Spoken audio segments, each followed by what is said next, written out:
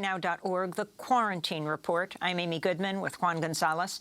As we look now at how ride-hailing companies Uber and Lyft scored a major victory against worker rights in the election with the passage of Prop 22 in California, and how they're now pushing similar measures in other states. During the campaign to pass Prop 22, Uber and Lyft spent a record-setting $205 million to bombard voters and their own workers with misleading advertisements and messages that promise minimum wage, health care, and protections that are typically consistent with a full-time job. One ad appropriated the words of the legendary poet Maya Angelou, as it showed images of black and brown workers getting ready for their morning drive to pick up passengers. Lift up your eyes upon this day breaking for you. Give birth again to the dream. Women, children, men, take it into the palms of your hand. Mold it into the shape of your most private need. Sculpt it into the image of your most public self. Lift up your heart. Each new hour holds new chances for new beginnings. One survey of California voters who voted yes to Prop 22 showed 40% thought they were supporting gig workers' ability to earn a living wage. But the measure will actually stop gig workers from being eligible for job protections and prevent them from accessing the benefits of being on the payroll, such as contributions for Social Security and Medicare benefits and overtime pay. Prop 22 overrides AB 5, a major labor law passed in California in 2019 that extended employee classification to gig workers. Now, critics worry the proposition could have dire implications for labor rights across the country. The proposition was also backed by DoorDash, Instacart, and Postmates, which Uber now owns. It was also pushed by Tony West, the brother-in-law of Vice President-elect Kamala Harris, who's Uber's chief legal officer. For more, we go to California. In Oakland, we're joined by Sherry Murphy. She's a Lyft driver and organizer with Gig Workers Rising. She wrote a piece for The Guardian headlined, "Uber Bought Itself a Law. Here's why that's dangerous for struggling drivers like me." And Veena Dubal joins us, professor of law at University of California, Hastings, who writes extensively about the gig economy and says during the campaign for Prop 22, she was one of many critics subjected to online and offline attacks, including a massive Public Records Act request for her emails and text messages from one of the campaign's PR firms. We welcome you both to Democracy Now! Sherry Murphy, let's begin with you. You were a Lyft driver for a few years.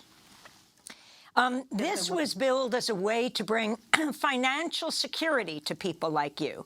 Is it financial security that you're in fact getting? Or do you feel that this is subverting your ability to make a living and be secure?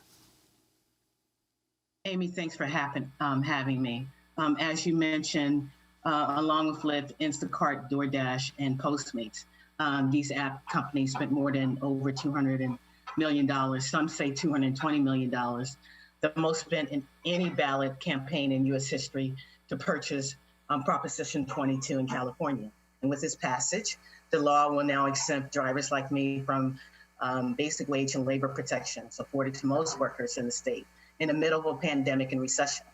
And because of that, we will be afforded no paid sick leave, no family leave, no workman's compensation, no unemployment insurance, no overtime, and no protective equipment in the middle of a pandemic.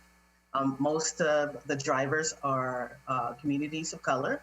56% of them are immigrants. No protection from discrimination based on immigration status or historical traits to race. And Sherry Murphy, what's your response to what these companies are constantly promoting in their advertisements, that these kinds of jobs offer a freedom and flexibility that normal workers would not be able to have, a way to realize your economic dreams? So these billion-dollar corporations can afford to provide workers with flexibility and benefits like a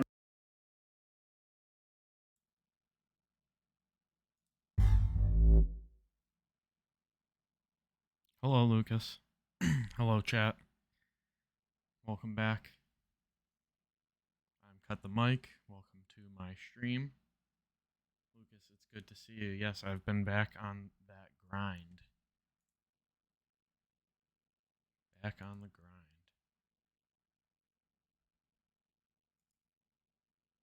Oh no, what am I doing?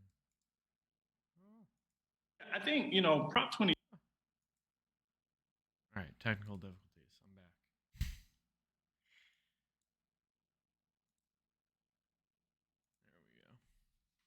There we go. All right, so we're going to talk about some worker rights issues.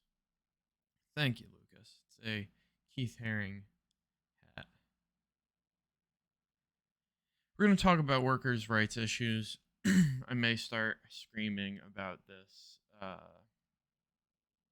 a day off Twitch campaign that really is in no way supporting workers.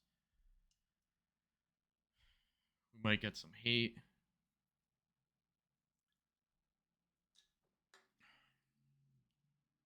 See what happens. Kind of fucking around today and seeing, fucking around and finding out. So, I'm going to start off with Prop 22, and I've pulled up some videos, and as you see, obviously, started off with one. This is an old Democracy Now! Video from December. And so this is about the time Prop 22 has been enacted, has won at the polls. Uber and Lyft have put millions of dollars into campaigns promoting Prop 22, despite the obvious anti-worker ideas behind it. So they win, do this effort, completely outspending the labor movement and the labor movement's lobbying campaign or campaign against Prop 22. So here we have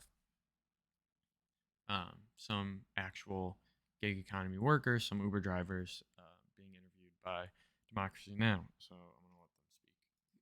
I mentioned unemployment insurance, and there's nothing in the law that has taken away the driver's flexibility. But during the campaign, it was a major threat from these companies because they know that it scared drivers. We had UC Berkeley economics professor, in fact, say that these companies would still need the type of flexibility considering. And there's nothing flexible about cutting wages and health care for workers or weakening safety regulations or stripping away workers' rights or even putting drivers and riders at risk. These companies fought hard and ruthlessly to get here.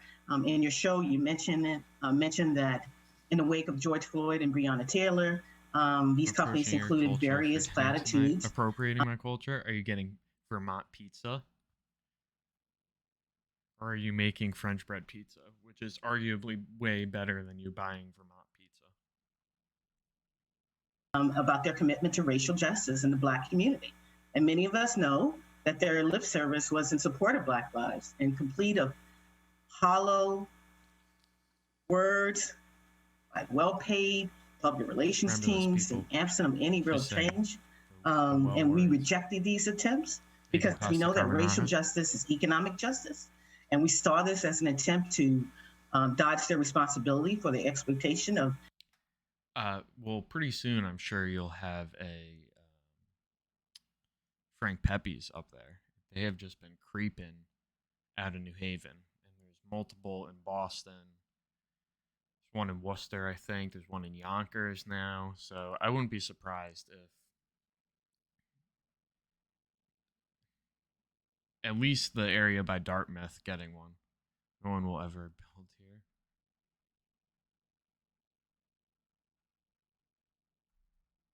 Hey man, they import a brick oven. Why build for the second least populated state in the country? That's why I said somewhere by like Dartmouth, where they're getting, tourists and the college kids. they haven't been able to fully encroach on New York City yet. Hence, just lingering in Yonkers, just outside the city. They could get away with that. Black and brown workers every day. Many of us know that this fight is not only about police killings and terror, but it's about every institution that exploits and abuses Black and brown people. And when it comes to Lyft and Uber and their corporate cronies, they're experts. I'd like to, if possible, bring in Avina Duval, the professor of law at the University of California, Hastings. I wanted to ask you about the role of these corporate Democrats with like some of these key gig economy firms. I think of, for instance, David Plouffe, who used to be one of Obama's closest friends and aides, who first went to work for Uber and then eventually left Uber and went to work for Mark Zuckerberg's charity. You also had Anthony Fox, the former Obama Secretary of Transportation, who became a top official at Lyft. There's Matthew Wing, who was a spokesman for Andrew Cuomo, who also became the spokesman for Uber. All of these corporate Democrats, top aides, going to work for these firms in the gig economy. Yeah, it's striking that the law that is probably the most dangerous law to workers that we've seen since Taft-Hartley, that it was architected and heralded by corporate Democrats and not Republicans. It is a far-right law. The way that it was passed was anti-democratic. It is extremely, extremely dangerous to the future, poses an extremely danger to American workers. And yet, you are exactly right that the people behind it, including Tony West, who is now being, potentially considered for Attorney General, were talking about Prop 22, which was a ballot initiative in California. I don't remember if it was a separate ballot than the presidential election, but I think it coincided with the presidential election. And in California, one of their little quirks is you can Prop 22 is the one that didn't pass. No, it did pass. So there was a couple years ago. Well, you're going to be educated. There was a couple years ago where a law didn't pass where Uber and Lyft were trying to override a court decision. I may have the facts messed up, but it doesn't really matter how we got there. I'll tell you what exists. There's a court ruling that's in California that says if you it's called the ABC test. So if essentially if the platform has control over you and control over the decisions that you make, if you were representing the company, and I forget what the third one was, but pretty much what Uber drivers easily fell under it. Obviously Uber got pissed because now they had to, these drivers were now going to be labeled as employees. And once they're labeled as employees, Uber, Lyft, all of them have to provide Rick Angel's concern on our podcast retreat. Blur. But I have no recollection of that, but if you remember, let me know. But so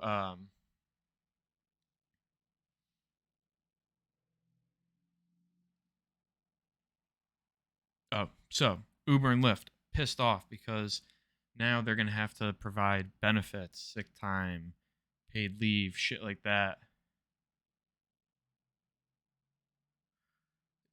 Different. Very different, but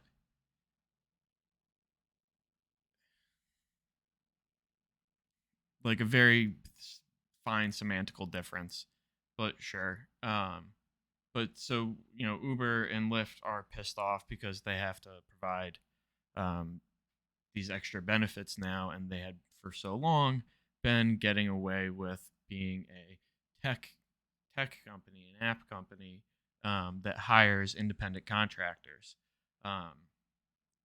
So, previously Uber and Lyft drivers were all considered independent contractors, and therefore did not have to be provided benefits from Uber.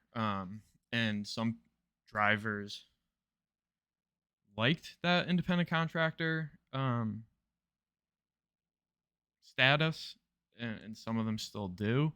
And those are a very small percentage that kind of got propped up by Uber and Lyft and these other companies throughout the Prop 22 campaign, in which they put, I think it was like $200 million into the campaign collectively, I believe. And the opponents of Prop 22, oh, I had a nice bit rate drop. My bit rates are all over the place. The laborers that were in the labor organizers against Prop 22 had somewhere of like 18 million or something. It was a abysmal number compared to what Uber and Lyft had put out. So then Uber and Lyft, sorry, that 200 million is for now Prop 22. So now Uber and Lyft are pissed that this ABC test is making their drivers employees. They have to pay these what's called fringe benefits, your health benefits, sick pay, vacation pay, things like that. All fringe benefits. They're gonna have to pay these out, and as of right now, it was only for California, but it was a test that was kind of set to go national. At least in the legal community, people projecting that this was going to be a trend, and it was going to be a trend not only for Uber drivers but other sectors, and there was some pushback from journalists who were getting labeled employees, but specific to their line of work. Their worry was that they were going to get less. They're either going to get the minimum for like employee to be considered an employee by any specific outlet, and therefore not get enough work, and then like not get the proper pay, and that pay would be at the expense of getting some fringe benefits and the lack of work fringe benefits, but also that they were possibly going to get less work to fall under the certain hours that was carved out for journalists to be considered an employee.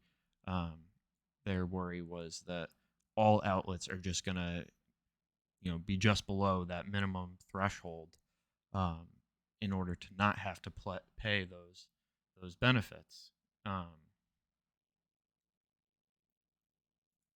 So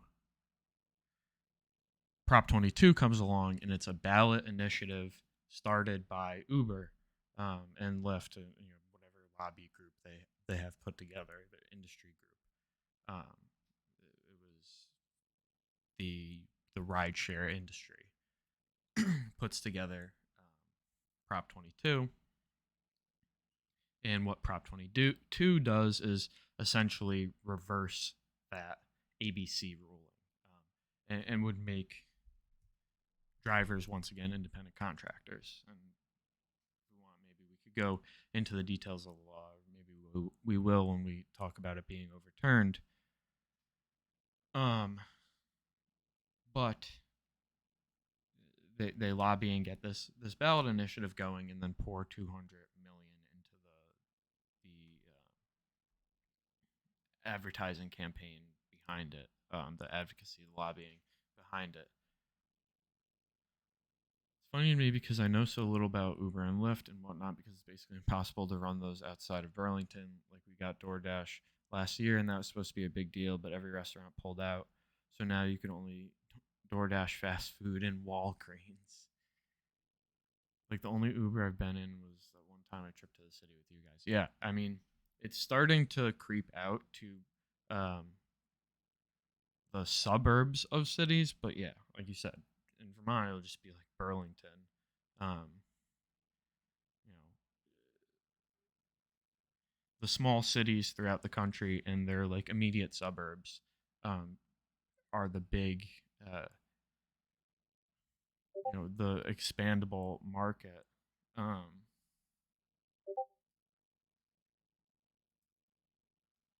Yeah, exactly. It's just not that feasible for a place where there's 2 people per every fucking 2 miles. Um, but in the big cities, it's a big issue, and the big issue is in the places like in the suburbs or in Vermont, if you had it, a lot of it is people that are doing it for a second job, like when they get home to make some extra pocket change. But in the big cities, it's become such it's become exploited labor that is expendable. Upper Valley is trying to do their own rideshare thing up here. That's interesting. Like, what are they trying to do? Do you have a quick summation? But largely in the cities, it's the source of income for a lot of Black and brown communities, whether it's Grubhub, Seamless, DoorDash, Uber, Lyft, what have you. Yeah, exactly. And like that, outside of the big cities, there is that.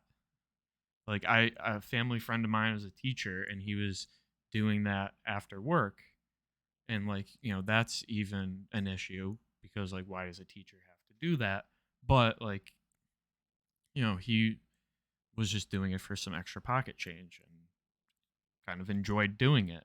And those are the people that would be like independent contractors, and that's what like Uber and Lyft tried to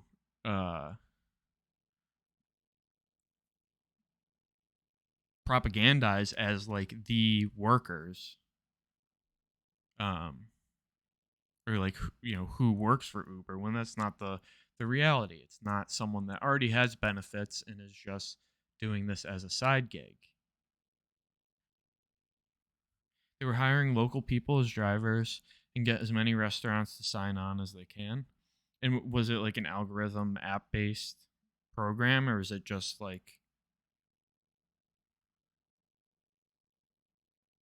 because that's all Uber and Lyft are are apps that connect people. Maybe I have a really long article that I want to read, also because it's part of my homework. I did already read it, but it was interesting and something to be cool to read on stream. But I'll let them finish talking about Prop 22. Again, this is an old video right after it passed, and then I could get to its overturned. Only saw an article about a couple weeks ago. It's exactly the same, just local. Interesting. My carbonara is bomb. It's amazing I have 0 Italian in my genes. I want to see if the Franker TV emotes work. No? God damn it.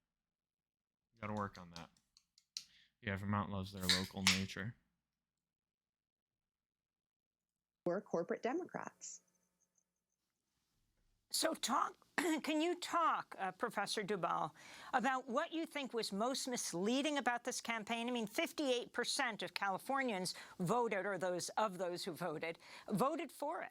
And talk about it being used as a model. You see this as one of the most serious attacks on labor in all of your studying of labor law in the United States. Yes. So the reason that it is such a huge attack on labor is because it dismantles. It's this corporate fantasy that they've been trying to accomplish, for the past century. It dismantles all of the New Deal protections. Workers no longer have access to a minimum wage, to overtime compensation, to unemployment insurance, to workers' compensation, to all the things that we know. The very limited protections that working people have in the United States. Those are all completely gone. And these are the workers who most need those basic protections. As Sherry articulated, these are low wage, mostly people of color workers. During the campaign, and I should say, these $200 million they were spent on a variety of things, but they were mostly spent on bombarding the California electorate, or the voters of California, with misleading advertising on YouTube, on Facebook, on Instagram, on she might get into it, but the misleading advertising went so far as drivers were getting a pop-up message, I guess.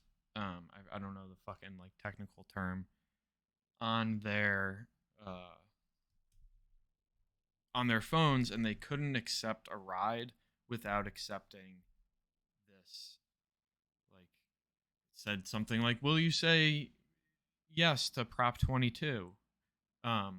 And if you selected no, you couldn't get the ride. It would like bop you out from being able to accept the ride, and it would, yeah. And users got it too, so you would have to hit yes, and then they were putting out things like,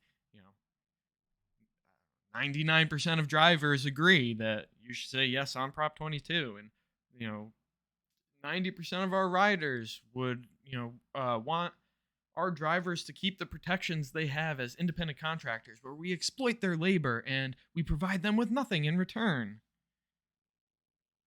But we're just an app-based company. We serve as the middleman. We're an algorithm. What do we fucking know?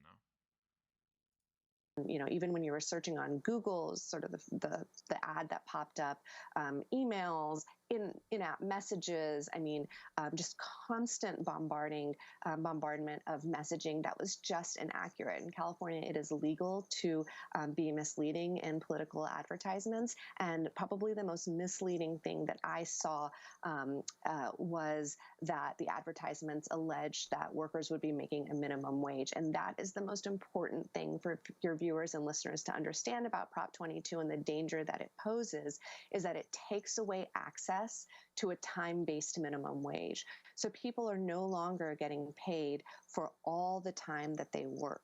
They're only getting paid when they have an assignment. So all of the risks and liabilities traditionally associated with doing business are now on the workers themselves. Drivers like Sherry cannot therefore predict how much they will make in a given day or a given week. It is at the whim and whimsy of that was big. That was already an issue before the ABC test. But now getting rid of like any sort of minimum. Essentially with like the ABC test, yeah, in the game, of course. With the ABC test, it's almost like they were tipped workers. Essentially, they were being treated as that, and that they would make like some sort of kind of like minimum based on their hourly work, and then receive tips and percentages or whatever of the rides. And Uber and Lyft were putting out all sorts of numbers of how it was going to affect their bottom line, what they were now going to have to pay out in fringe benefits, and in this new minimum. And granted, this is a company that's never been profitable, and it's not supposed to be. It is a stock company. All of these ride shares, even Twitch, is a part of a stock company. Seamless, Lyft, Fiverr, not Fiverr. I'm sorry, TaskRabbit. Fiverr, not so much, but there is other issues there, and I'm sure they don't receive the correct portion of what the creators actually charge. But they're all just stock companies in the end. They're mini Teslas. All right, I really have to piss, so I'm gonna let this run and go pee. Both demand and the corporations themselves. And if that spreads to other sectors, we are going to face increasing inequality, increasing precarity, the growth of the contingent workforce. It is going to make it extremely, extremely difficult for working families to survive, to put food on the table. And as we all are anticipating, we may be facing a big economic depression in the coming years, and this is the absolute worst time for workers to not have access to just that very basic protection that we've come to understand is a limited right that Americans have. It's just a time-based minimum wage. And Sherry, I wondered if you could talk about the experiences, especially during the pandemic, of Uber, Lyft drivers, and others in the gig economy. Yes, certainly. What I know is that my views of Lyft were shifting prior to COVID-19. The past 3 years, Lyft has been my primary source of income, and I've driven over 12,000 rides. And over the years, as the numbers of bonuses decrease, while the demands to complete rides increase, making major cuts to take-home pay, it was becoming increasingly difficult to sustain a living, and signs of a good deal with that so-called flexibility became painfully clear. And my views of Lyft were shifting. And so COVID-19 and the Black Lives Matter movement have pulled back the curtain and showed Americans diseases for which there still is no vaccine. And I know about COVID-19. While we were seeking solace in our troubled land with Lyft and Uber, were nowhere to be found. Drivers attempted to secure masks, hand sanitizers, sick time off, unemployment insurance, and other protective measures, and we found. So, in one of the articles I had to read for my class, and I'm just gonna fucking pull it up. So I'm taking a class on the law of the platform.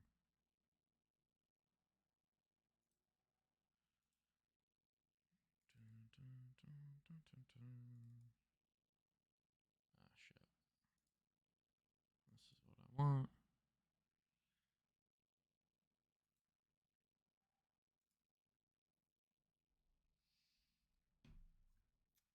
No, fuck you, Adobe. Oh, you're good. I don't need you. All right.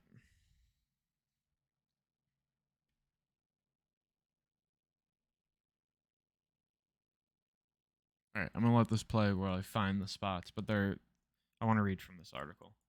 Obstacles and lack of transparency processes. God damn it! Don't want it to go full screen. Whatever. Streamer. I couldn't even find a place that was open at the time. So I know what it's like to work for Lyft and Uber and these corporate greed app-based companies. I've worked long hours with no guaranteed wage, no work breaks, no restroom facilities, no overtime, no protective equipment, no paid sick time. I know what it's like to always have the looming threat of an accident with no coverage or a deactivation based on retaliation or discrimination, with no protections, no remedies in place. I know what it's like to be in the middle of a pandemic now, when you have your employer who's denying you unemployment insurance in the middle of a pandemic. I know what it's like to have your company threaten to shut down because they can't get what they want. There are stories of drivers who have lost their lives in an effort to pay their bills.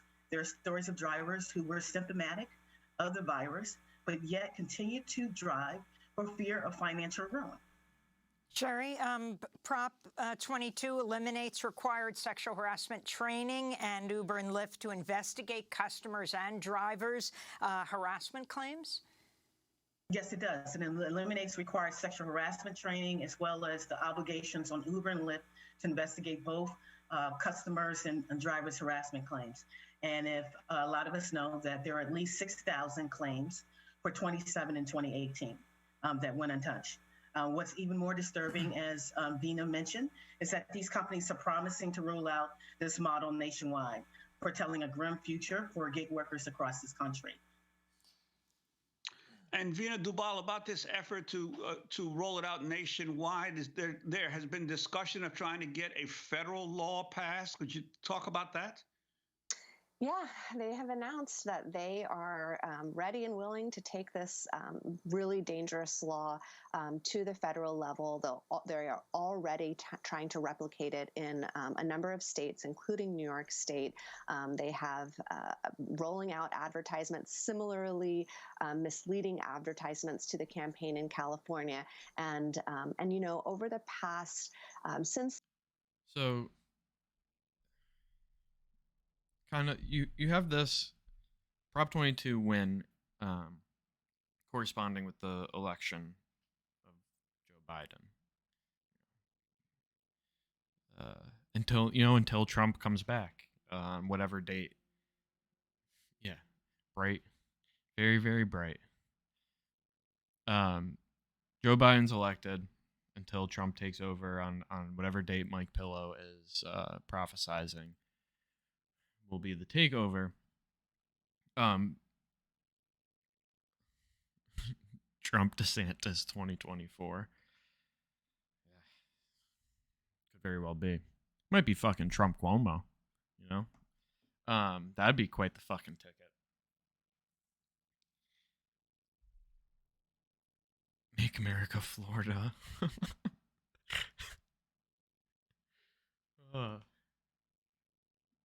That might be great. They would make Mar-Lago. No, I'm saying it'll be DeSantis. No, you're right. You're right. I was just riffing, saying how great it'd be Cuomo as well, or as another option. But if we go the DeSantis route, all the chuds just move to Florida. Mar-Lago becomes the new U.S. capital. But then we could pretty much just let them have their own state, and we just lop off that fucking panhandle and let them fucking float out to sea. I'm just saying. Made me lose my train of thought. Hold on. Prop 22. DeSantis will be president. Mar-a-Lago becomes the mecca for chuds. It already is. All those chuds that have gotten married there and let Trump have fucking prima nocta with their wives. But so Biden's Prop 22, Biden's elected. Biden starts rolling out his transition team and his potential appointments. And the left and legal community, and what I mean by left legal community is the liberals, and as far left as you get in at least the legal community that is at my school, and the people that were getting excited about this are just nonprofit libs. And so one of my professors was so juiced up about Biden was putting labor on his labor transition team. And I pointed out at the time, and I was like, yeah, cool, but have you seen who's on his treasury team? It was people like Kamala's husband or stepbrother, or whoever the fuck it is, that is an ex-Uber exec or lobbyist or whatever, has some connection. I don't fucking remember. And plenty of others connected to the gig economy. And while they weren't put directly in labor, and so presumably can't have that effect that way, they're put in things like treasury. And regardless, they have some sort of position in the Biden cabinet, the Biden administration. They have some sort of sway and influence. So there was a very good chance that Prop 22 went national or something like it. and the deregulation continued to happen in the app sphere. Since Lyft hit the streets of San Francisco in 2012, 2013, over the past 7 years, almost a decade, they have the company. That's the crazy part too, and that's what shows you it's just a stock company. It's like the same as Tesla, coming out around roughly the same time. I mean, Tesla's S model is 2012. It's they're fucking meme stocks. Even Uber and Lyft. Uber and Lyft are like the meme stock of the fucking corporate elite. Companies, at the company's behest, a number of bills have been written and even introduced to do exactly what Prop 22 does, which is create a substandard category of worker under the U.S. law. And I think they have a blueprint now. They got this passed in California, and as we all know, what happens in California tends to spread all over the country and even the world. And so I think that we are going to see a flood of misinformation in states and on the federal level about what gig work is, the kinds of benefits supposedly that it offers. We're going to hear a lot of dishonest representations of what freedom and flexibility it offers and how people need this work. And it's so important for people to understand, for voters, for Americans to understand that this law takes away all of the hard-won protections that workers have. We are at a point in technology and history where we should be expanding workers' rights, and instead we have this law has completely stripped them away. And Veena Dubal, in just 30 seconds, if you can explain what happened to you as you campaigned against Prop 22, the mass investigation that was done of you.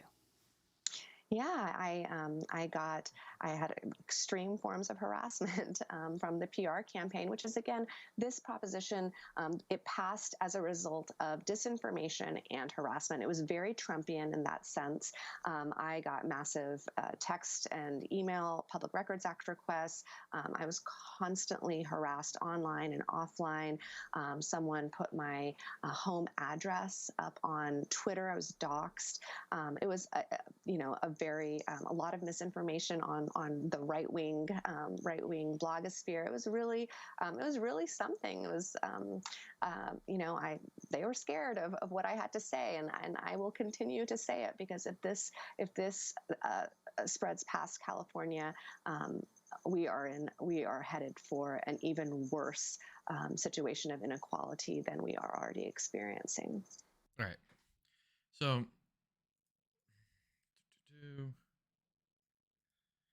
Let me find it. We'll look at some of Veena's tweets. This is Chelsea Manning retweeting it. Veena breaking. This episode is brought to you. God damn it. Veena breaking the news that the California Superior Court judge finds Prop 22 unconstitutional. So it reads, findings in order. Court finds that Section 7451 is unconstitutional because it limits the power of future legislation to define app-based drivers as workers subject to workers' compensation law, which was a big issue around the country during COVID. And I don't know if Veena talked about it and I fucking missed it because I wasn't paying attention, but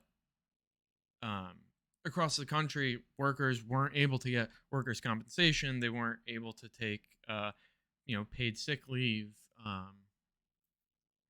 They weren't at times able to pay into unemployment because or get unemployment because they weren't paying in because they were labeled as independent contractors. So technically you're working for yourself.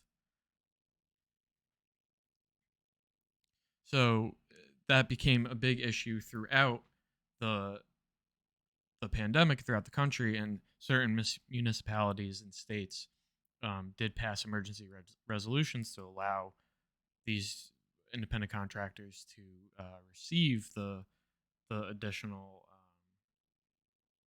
the unemployment insurance and the additional payments that the federal government was funding. So then it says the court finds that section 7465 subdivision C4 is unconstitutional because it defines unrelated legislation as an amendment and is not germane to Proposition 22's stated theme, purpose, or subject.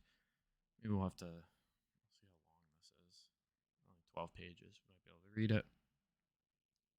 Because section 7451 is not severable from the remainder of the statute, the court finds that the entirety of Proposition 22 is unenforceable. Petition is therefore granted. Petitioners are ordered to serve and file proposed judgment in form of writ consistent with the order within 10 days.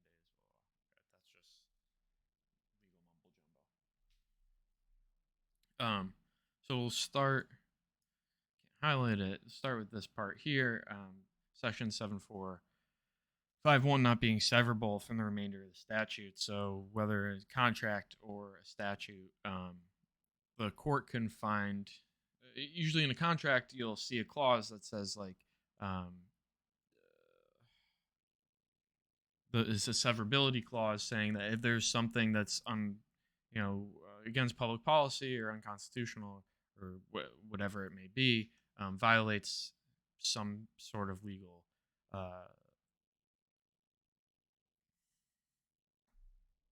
practicum. I don't know, lost words, but violates something.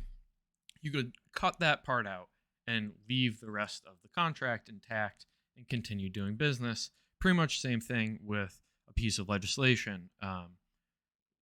The court will generally not look to overturn something if they could cut out a section, and that is what happened with the Affordable Care Act. They were able to sever out a portion that made it unconstitutional, but able to continue. The rest of the bill stood and was able to, continue to be put in use and implemented. So what they're saying here is that this is so germane to the statute, is so integral to the Prop 22 that saying that is unconstitutional, everything around it pretty much falls apart. All the dominoes fall.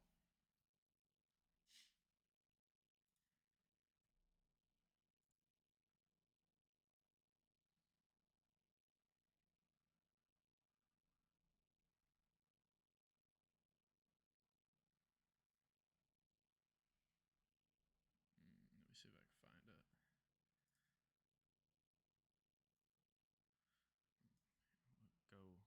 Go to Zephyr for a second. Prop 22, that gross multi-million-dollar lie to give Uber and Lyft and all app companies license to degrade, humiliate, underpay, and dehumanize workers, to deny basic needs, and also, it turns out tonight, illegal.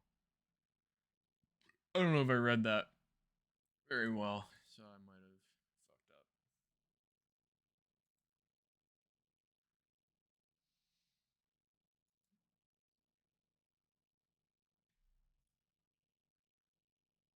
Yeah, fuck that. Alright, I'm going to do a quick search because I don't know what happened to the tweets I want to talk about, because there is an issue with them, with the appeal. And, I've heard other streamers talking about this, saying like, oh, well, it's going to go to appeal. It's going, obviously Uber and Lyft are going to appeal this decision. And you're right.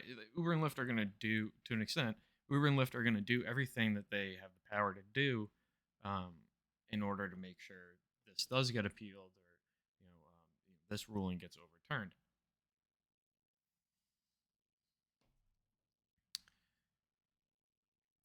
But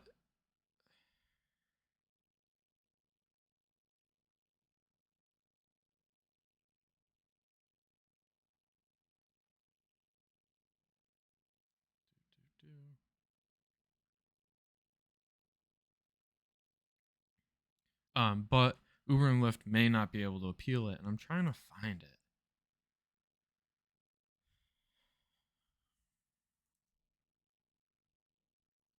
Because they are not the parties.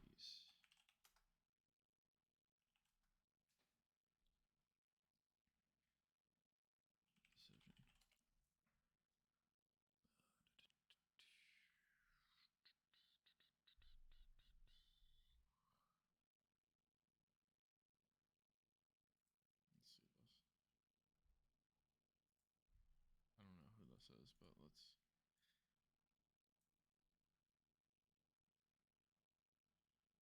I want to watch now. What does a win look like in the gig economy anymore? I think that's a great point from John.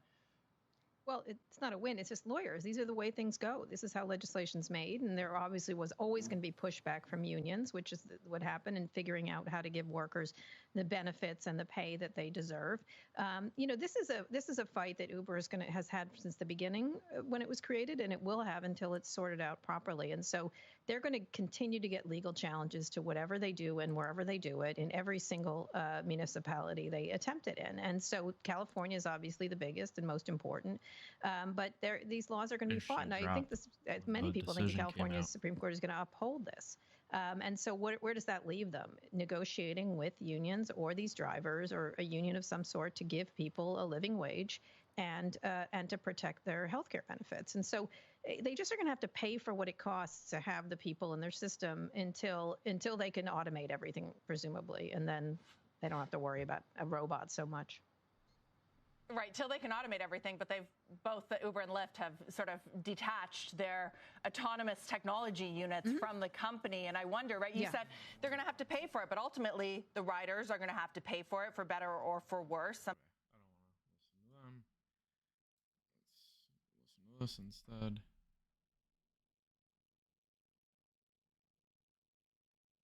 Doing gig work right now is very anxiety provoking.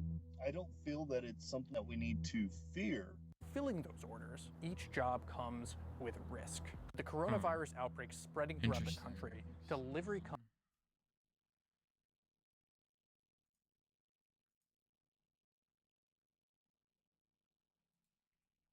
Let's see what you got for me.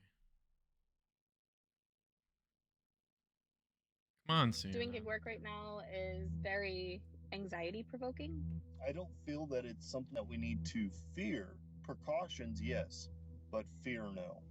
With the coronavirus outbreak spreading throughout the country, delivery companies have seen a surge in demand. But for the people actually filling those orders, each job comes with risk.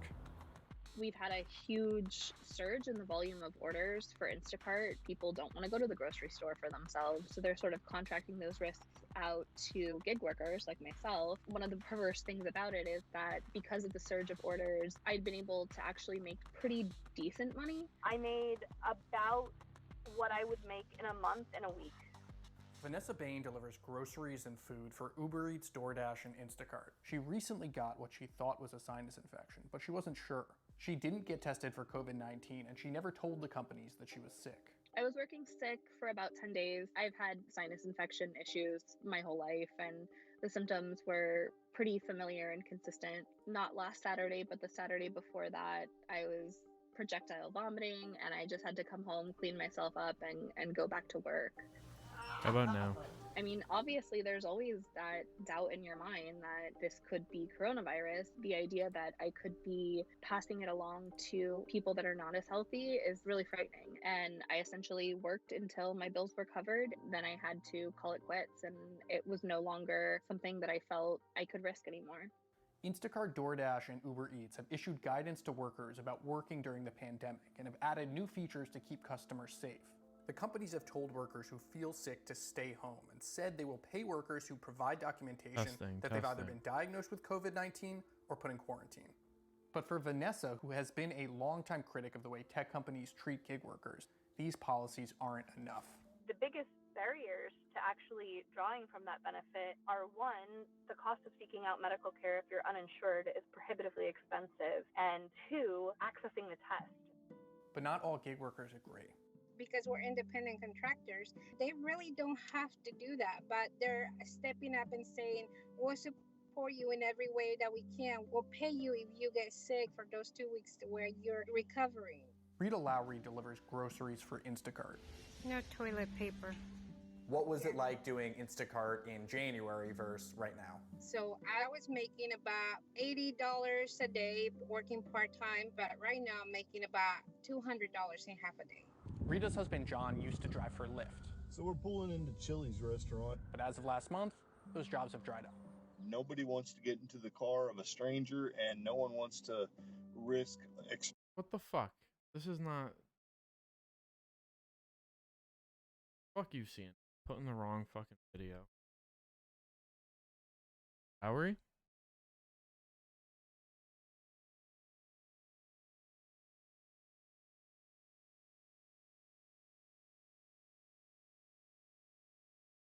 Okay.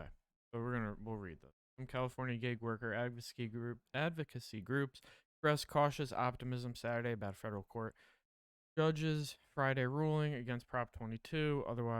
Others who support the initiative. You said Lowry. I was wondering the spelling.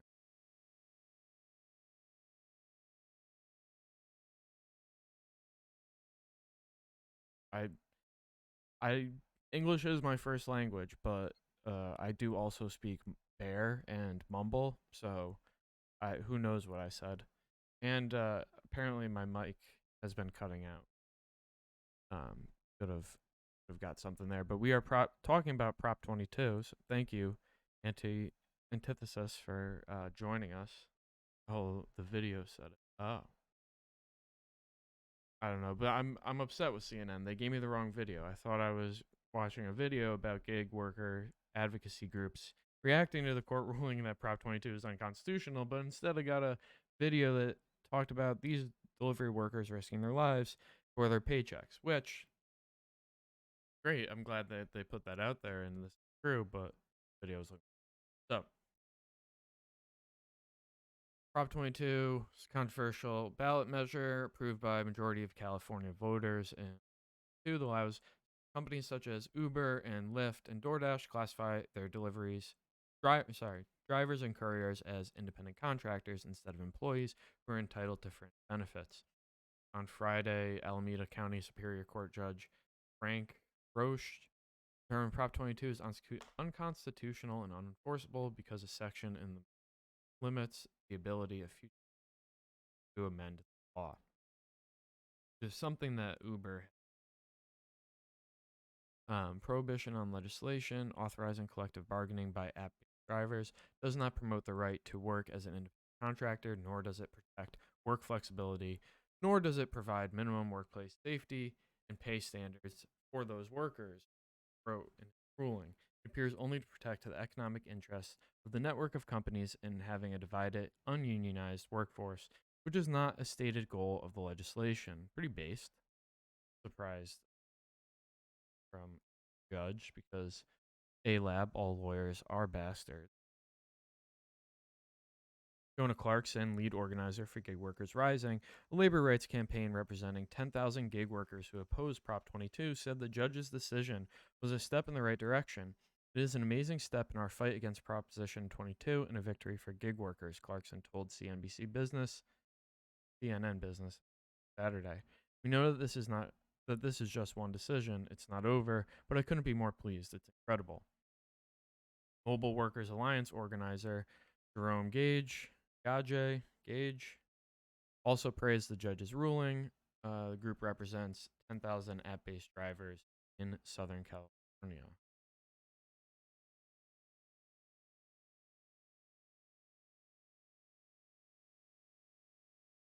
Because this will help me segue what I want to talk about after.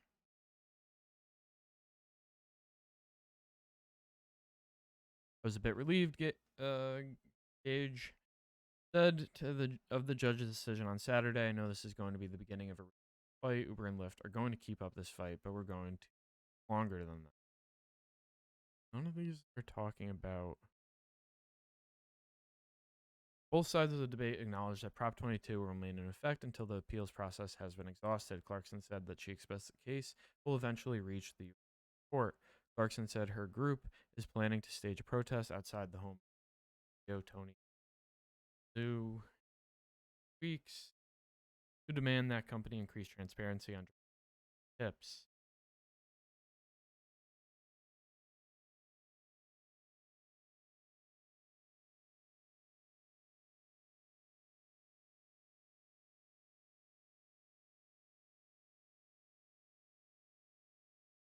So, if you've been around for some of my earlier streams, I talked a bit about work, and here's another example.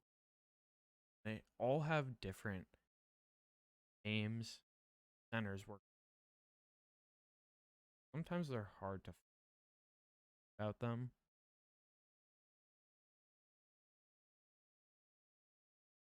But essentially, these are just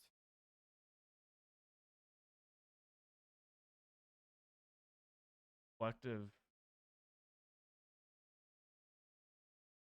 worker organization that in some instances may bargain with their employers but they are not part of any sort of actual union, but they recognize that they are better off building power and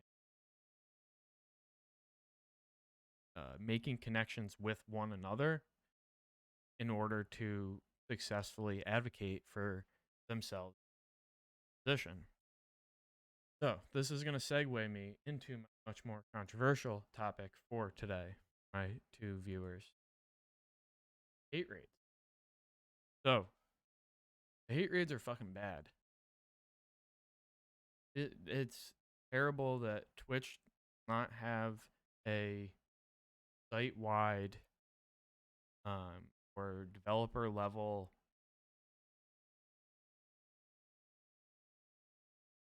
gatekeeping mechanism to prevent these hate raids, or to boink them out immediately, to catch them in the process, to IP ban them, to do all this shit, to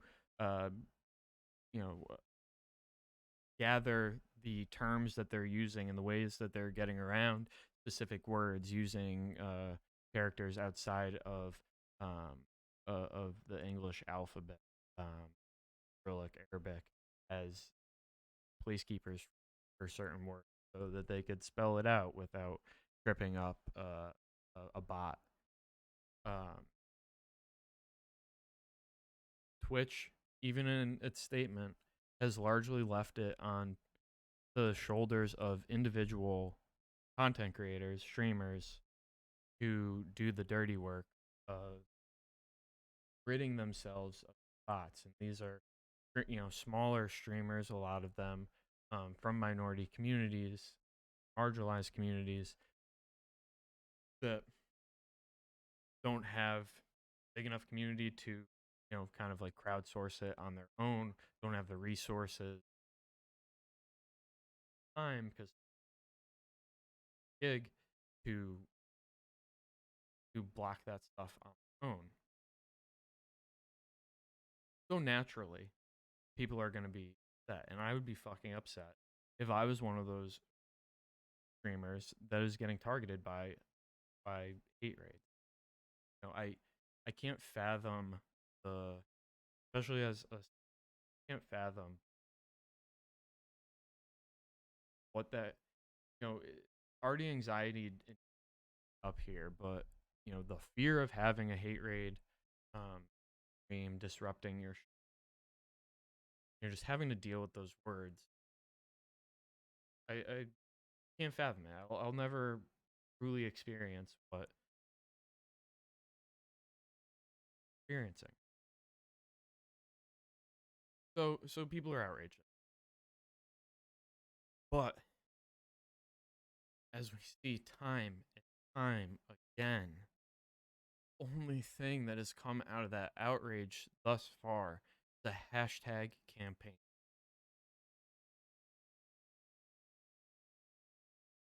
And I got into some discussion in a chat earlier today with someone that was supportive of them. And I understand some of their arguments and their point of view that any sort of energy towards this good, any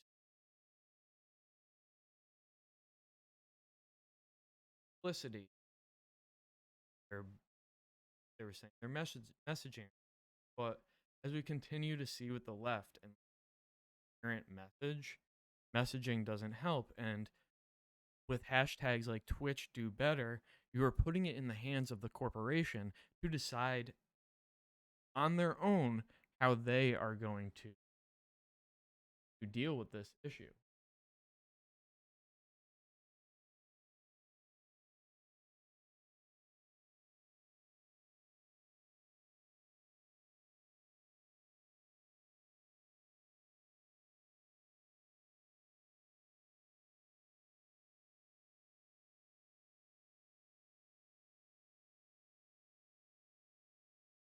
So Detoon had a pretty good analysis of this, and it addresses at least one of the issues with this sort of campaign. And there's a lot of issues with starting out of a blue by people who don't understand how organizing works, just having a free floating campaign, and seeing that with Force the Vote. What are some March for the Vote? It's not going to do much. And bottom line, it's not going to affect the bottom line of Twitch. And it never will. And boycotts do not work in that way. The only way a boycott could work is in like a very small capitalist system. We are beyond the form of capitalism in which a boycott could work. And in any way, a Twitter hashtag like this that is asking Twitch to do better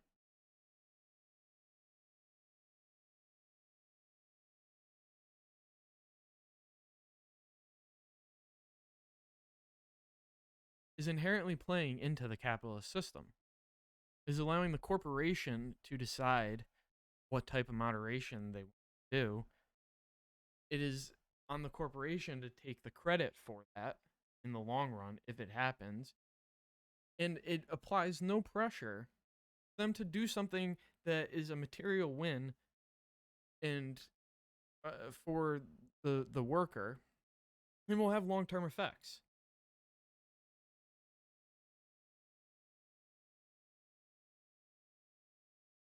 So Detoon says I will not be joining a day off Twitch. It throws every small BIPOC streamer to the flames.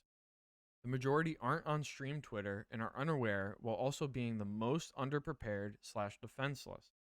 In the moments we should be the loudest, this call for silence is a misstep.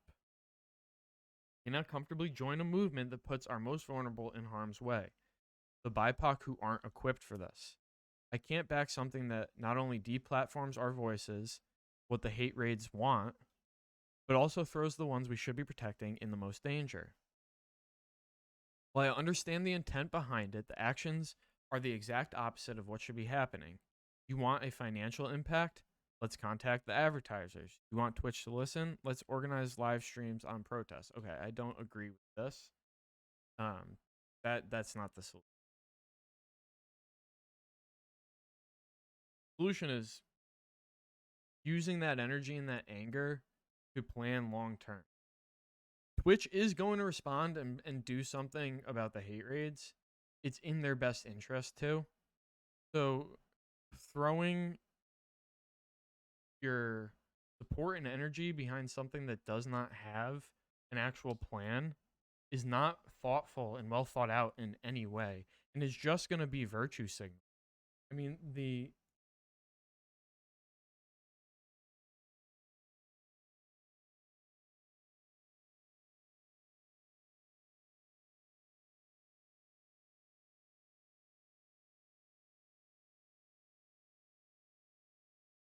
one of the people that started it is reaching out to other streamers, which, like, sure, sounds good, but, you know, Amaranth didn't like this. This is not well thought out. This is not going to have an impact. You know, even the reporting on it, there was an article, like, I don't know, 9 hours ago that said it had 7,000 likes. It was only up to 7,600. That's not going to affect Twitch's bottom line. That's not going to build power for future instances when you need to uh push Twitch to allow streamers to continue getting revenue from ads. When Twitch, just like Uber and Lyft, decides to change the pay sharing agreement and gives streamers less, are you gonna do a fucking hashtag again? You can't continue to do hashtags, especially when it doesn't hurt their bottom line, and they're only gonna do the minimum that they could get away with. That will be a virtue signaling win. That will probably be a fucking Twitter statement. And I'm sure they have developers working on it. Because, again, it is in their best interest to stop hate rate. And historically, they have dealt with follower bots and follower rates. They had a huge lawsuit that came to a conclusion in 2018 where they received millions of dollars from fucking bot companies because of the damage it did to Twitch's reputation.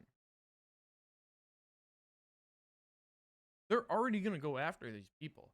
They're already going to find a way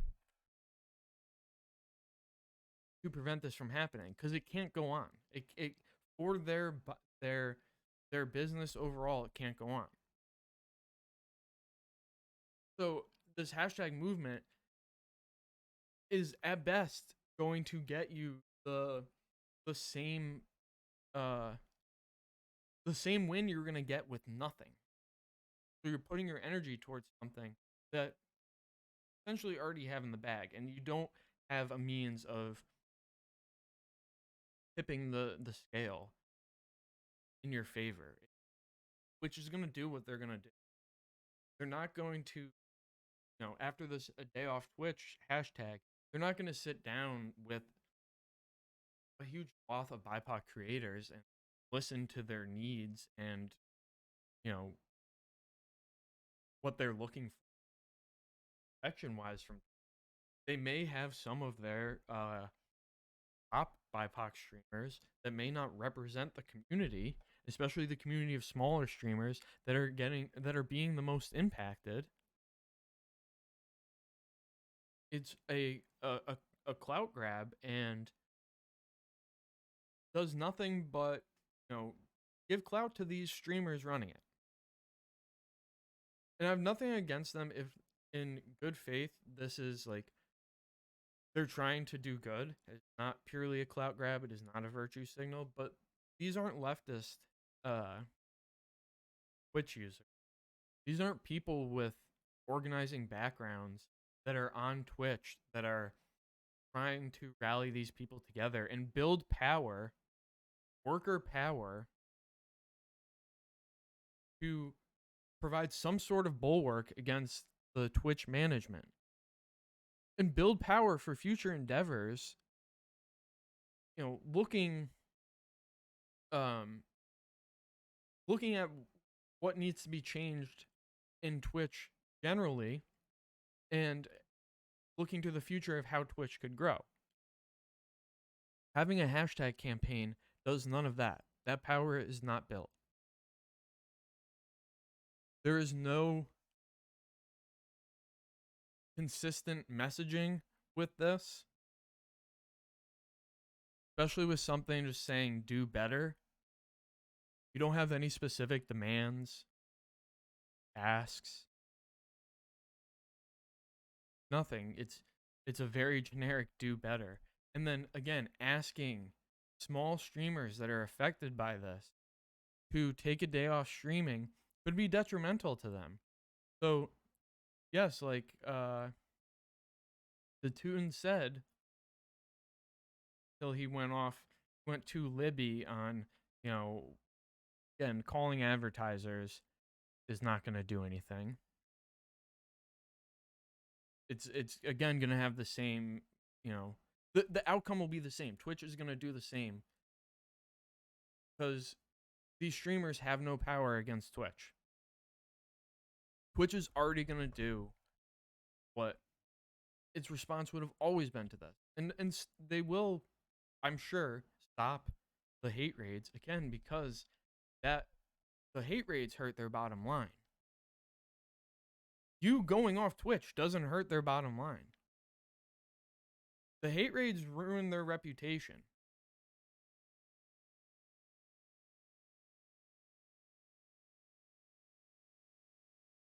You going off Twitch for the day doesn't ruin their reputation any more than the hate raids already do. So you are powerless against them to do anything other than what they were already set out to do. You are not going to you're not going to get any other protections. You're not going to get into a dialogue with Twitch on how BIPOC creators are deeply affected by racism, by subcarp. They're deeply affected by like racism, transphobia, ableism on this platform. Twitch is not going to say, "Oh, you started a nice hashtag campaign. I will, now you got a seat at the table." That only comes with organizing tons of streamers and having a power base that would make some movement on a large corporation. And the fucking 7,000 small-time streamers that, there's some statistic that, streamers of this size make up like 12% of Twitch's viewership. So even if you got the full 12% of the like smaller streamers, you're not touching their fucking bottom line. And you're no way you're getting the full 12%, and that full 12% viewership. Most of the people that watch you, I'm sure a good portion of them are just going to find another fucking streamer that day.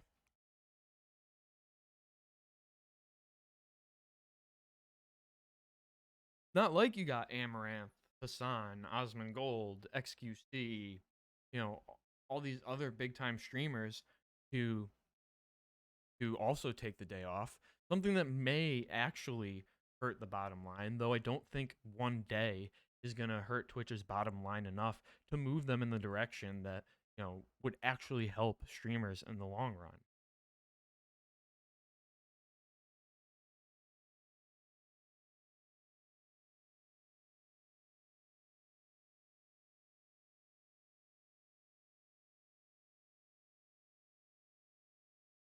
And it's just an extremely online person thing. It is getting some coverage in ING has it.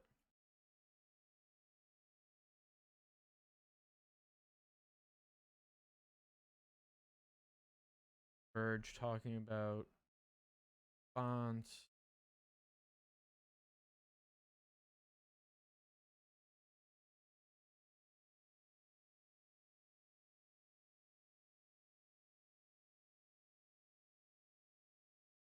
Twitch said, "We've seen a lot of conversation about botting, hate raids, and other forms of harassment targeting marginalized creators. You're asking us to do better, and we know that we need to do more to address these issues. This includes an open and ongoing dialogue about creator safety." It's not like, if that happens, it's faith. And again, it's say that we fought BIPOC creator table, and it's going to be the good ones.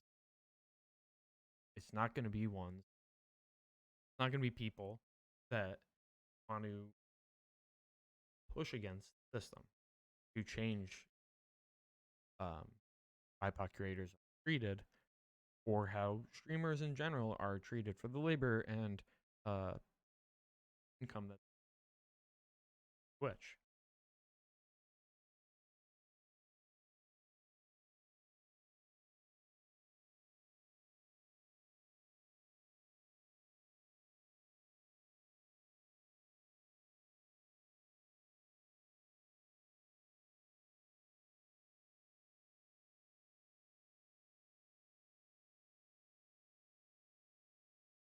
So here's from 2016 when Twitch sued BotMaker.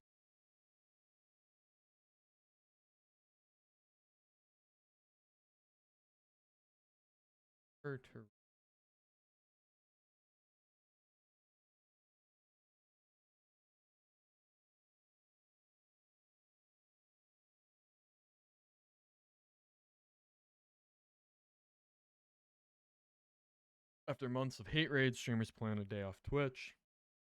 Hate raids are organized attacks on marginalized Twitch streamers, in which bot accounts flood their chat with repeated slurs, sometimes incorporating imagery or target. Earlier this month, they escalated in frequency and severity to the point the hashtag TwitchDoBetter was trending on Twitter. Began by streamer Wreck-It Raven, the hashtag drew attention to the platform's lack of response on hate raids. Twitch's current moderation tools lack the finesse to deal with these types of raids, and while some streamers rely on third-party tools to fill the gap, even they would prefer Twitch itself stepped up, especially since Twitch takes half of what most streamers earn through tips. The platform's response was an admission that we know we need to do better. However, as we work on solutions, bad actors work in parallel to find ways around them, which is why we can't details. That is not enough for many streamers who are planning to essentially go on strike. Which strikes can take many forms. You could have a wildcat strike, you could have a partial strike. This is almost a combination of those two because it's a small it's like a handful of fucking streamers in the grand scheme. And even if another handful join, it does not fucking build any sort of labor power.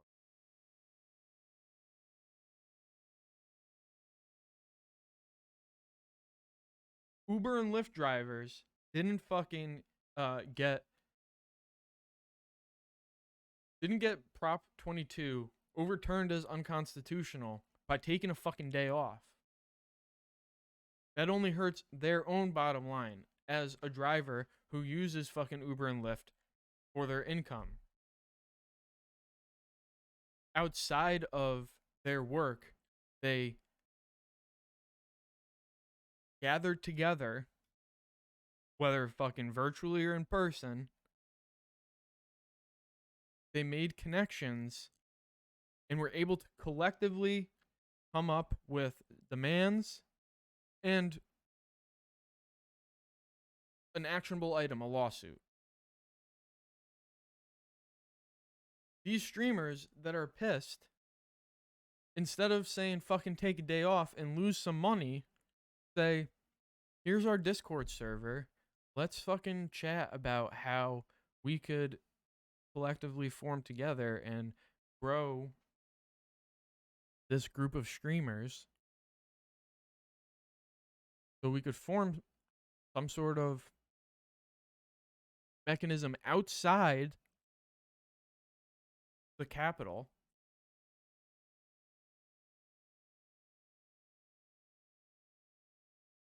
and make demands and pressure on management. Having a half-assed, unthoughtful general strike and boycott is like a little kid's response. Like taking your ball and going home. It does nothing for the other workers on this platform.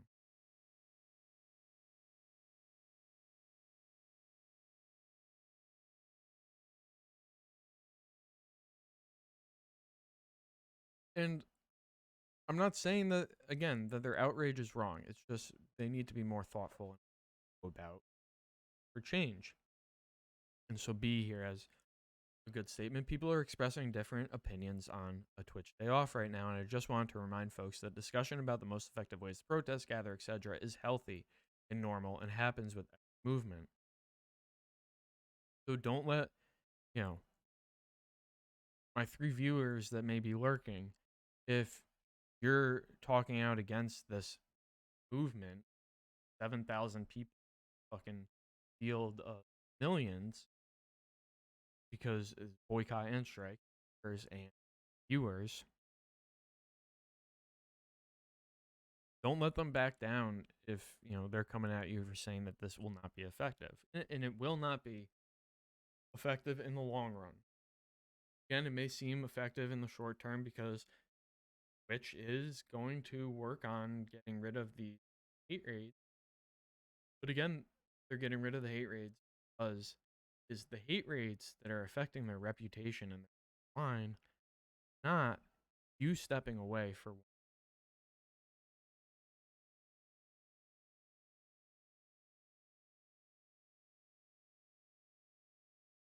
These are the top streamers. Okay?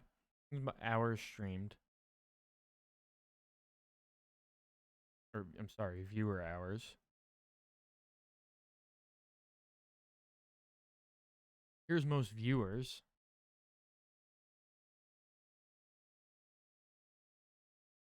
None of these top streamers are stepping down for that day off.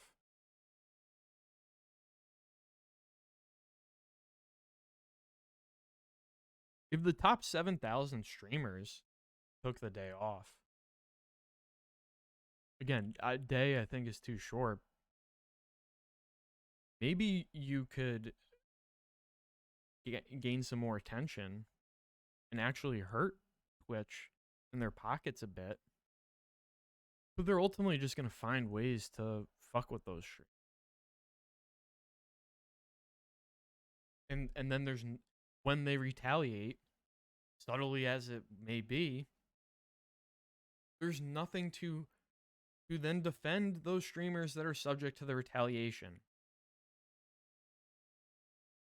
Because you've created no worker power with this hashtag.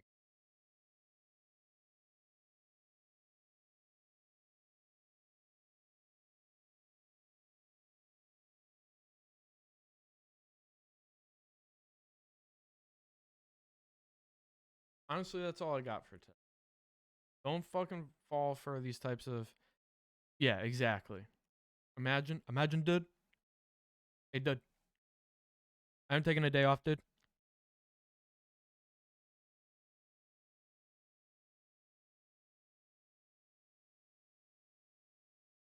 Okay, I have to... Hassan stole my joke the other...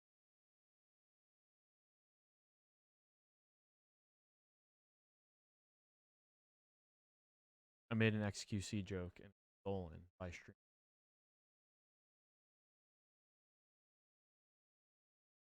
That's the real exploitation of right there. Fucking, how do I find the things I've clipped?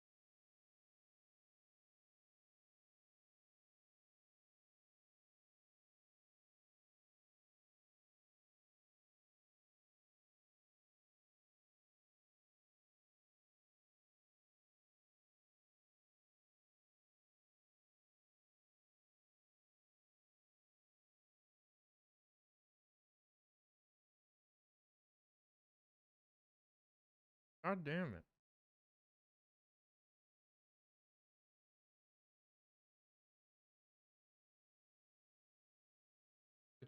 I know. Here it is. Some problems are in your backpack and they're weighing you down, right? And whatever height you reach, whatever places you go, whatever success you have, problems are in your backpack. Some problems. Why not? Ready? Here's my joke. See it on screen? Smokey, you there? Smokey, wake up! Smokey, are you with me? Are there any forest fires? As someone who played with against him on ladder in Overwatch, he's awful. Yeah, I'm fucking idiot. Alright, so here's Hassan streaming. Here is my chat.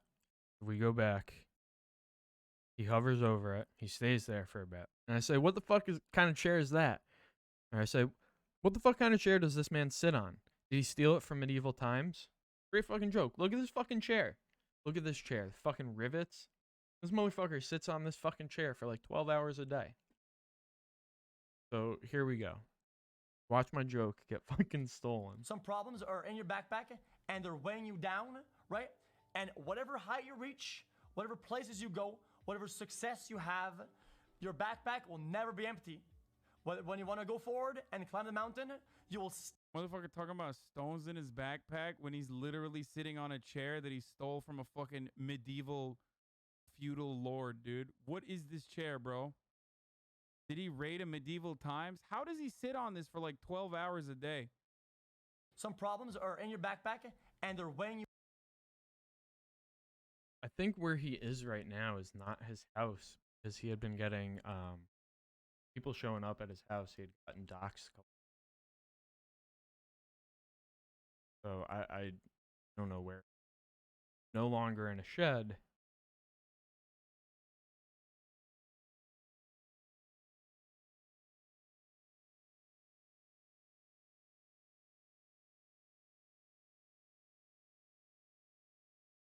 Oh, I'm sure he was also kicked out of the house for the over. He's a hothead.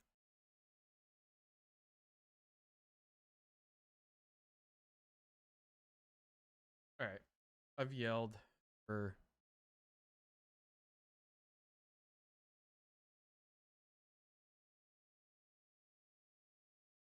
anything else really good to talk about. The sad thing was he was a really good tank player. He's like, yeah, he's nuts.